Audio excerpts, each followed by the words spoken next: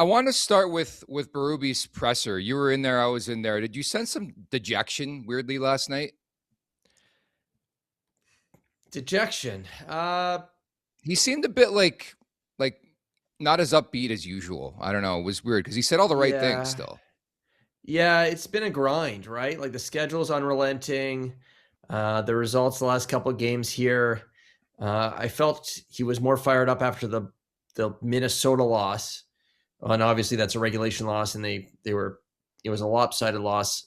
I didn't sense anything overly dejected from him. Obviously, he knows probably more at that moment than he's letting on about the Oliver Ekman-Larsson injury.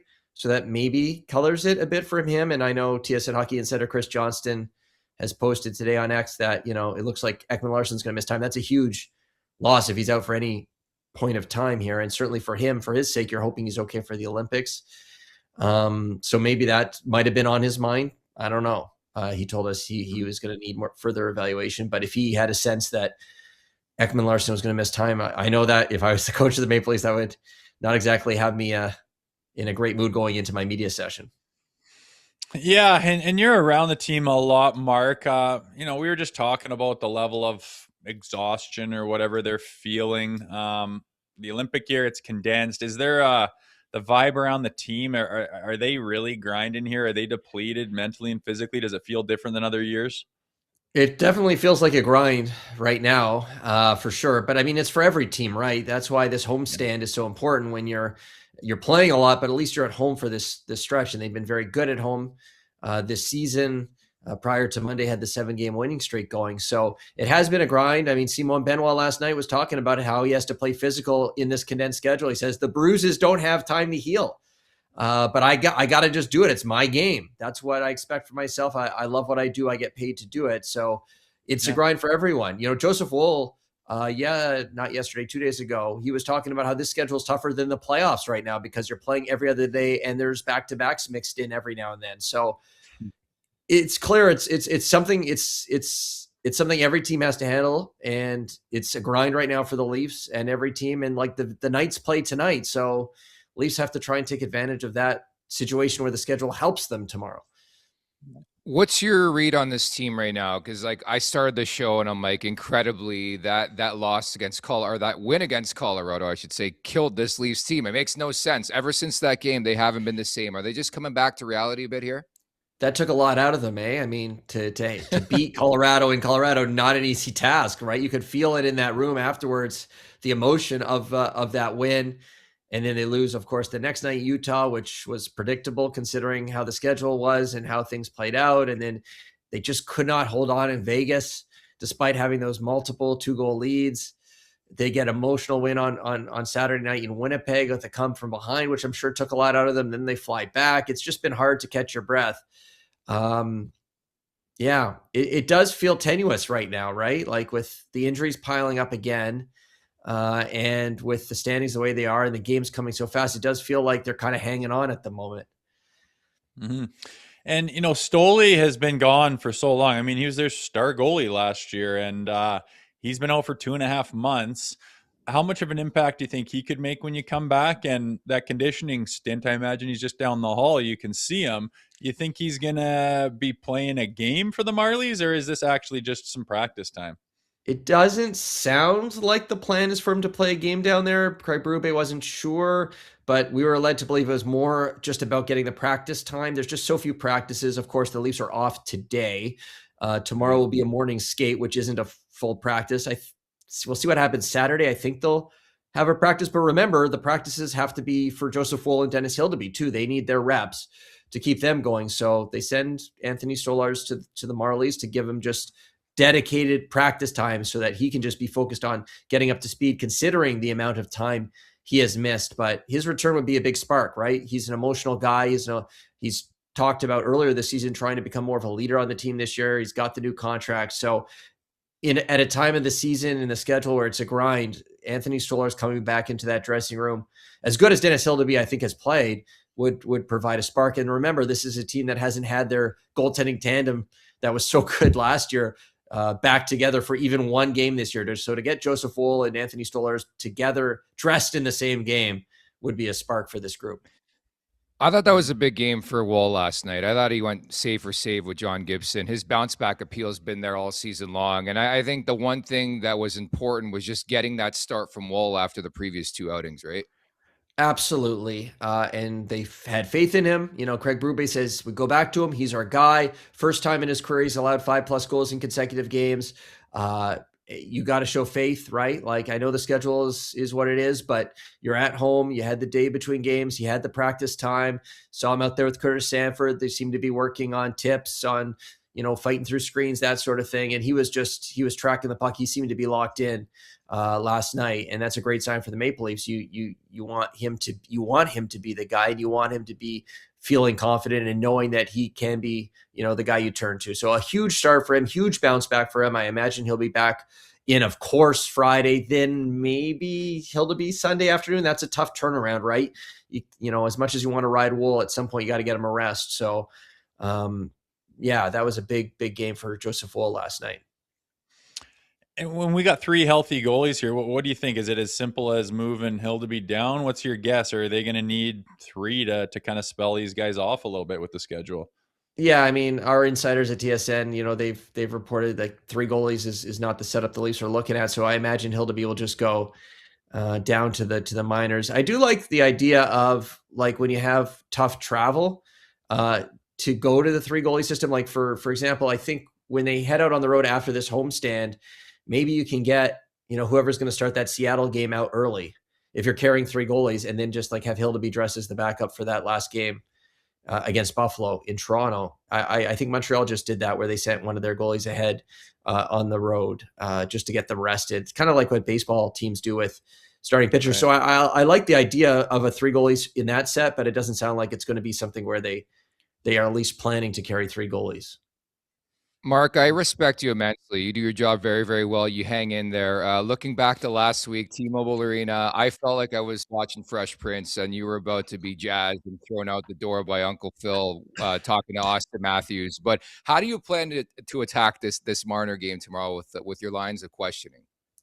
Well, I think it's a different story tomorrow versus last week. Last week, for me, was about the relationship between the Leafs players, the longtime teammates of Marner and Marner, right? What it will be like for them to play Marner in the NHL for the very first time. And tomorrow, it's really about Marner's relationship with the city, what the building is going to be like, how they can use that. So to me, I think it is different. I think the questions will be different. Obviously, they have to be. We're not going to be asking again. I'm not going to be asking again about what it's like to play Mitch Marner for the first time in the NHL, because it's happened. It just happened. It's going to be more like, what is this going to be like? Like, I mean, this is the most anticipated game of the season.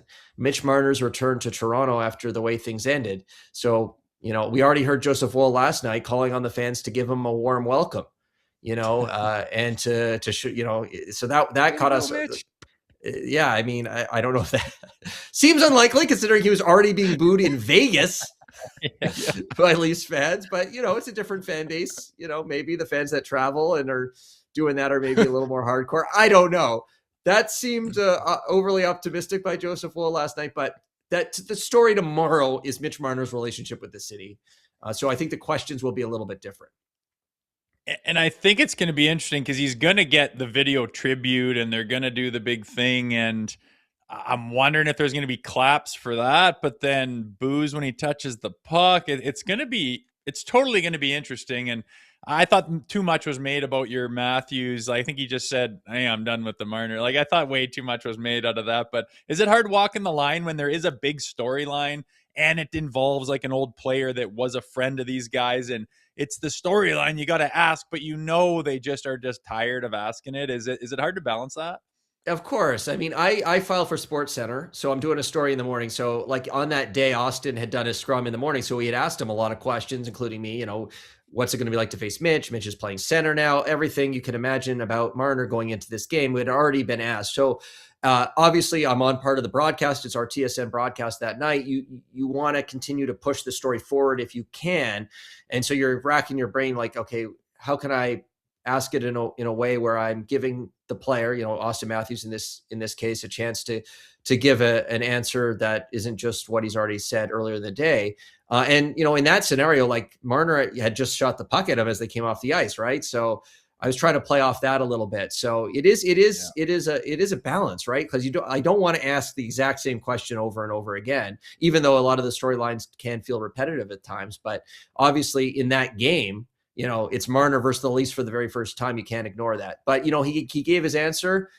As I said, message received, and I aborted my follow-up question about Mitch Marner and took a different tack the rest of the interview.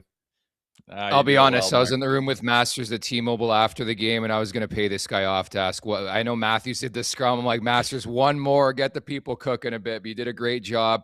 Looking ahead of this game, like I think it'd be fun to interview John Tavares right now. Like I don't know what it's going to be like atmosphere-wise. I don't anticipate it being like Long Island. Just a different animal altogether. I think it's going to be a hostile crowd. But what do you expect at Scotiabank Arena tomorrow night? I am also intrigued to get Tavares's perspective on things. He's maybe the only guy who can put himself in Marner's shoes going into a game like this. Sure. I don't expect it to be like it was. Like I don't think I'll ever experience anything like I did on Long Island that night when John Tavares returned, which was also the second half of a back-to-back for the Leafs, and Marner's also coming on the second half of back-to-back. But we did hear from Tavares, and I remember just before the game, he's usually obviously pretty stoic, but he told me like he had been reading The Man in the Arena to prepare, and how you got to just basically you're not, if you're being booed or if you're in the spotlight like that, it's not for no reason, right? As Matthew said in Winnipeg, they're not booing for no reason, right? You made an impact. I don't like on a scale of 0 to 10, with 10 being Long Island when Tavares returned, 7.5 tomorrow. Like what do you guys think? I think I like that. Yeah, Scotiabank is just a different animal, Masters. Too. It's true. It's a different fan base. A lot of fans of Mitch. It was divided, I think.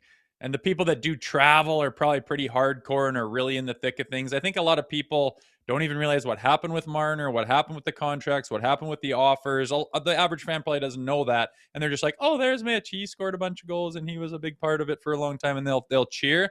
But I think it's more of the hardcore ones that'll be hard on him. So I don't think it'll be a Tavares situation, if you ask me. I think we'll hear cheers. Like Tavares, that was like there was no cheers. They booed throughout that video tribute. Like it just got louder and louder. There's so many different chants just directed at Tavares throughout that whole night. I mean, rubber snakes were thrown at him in warmup.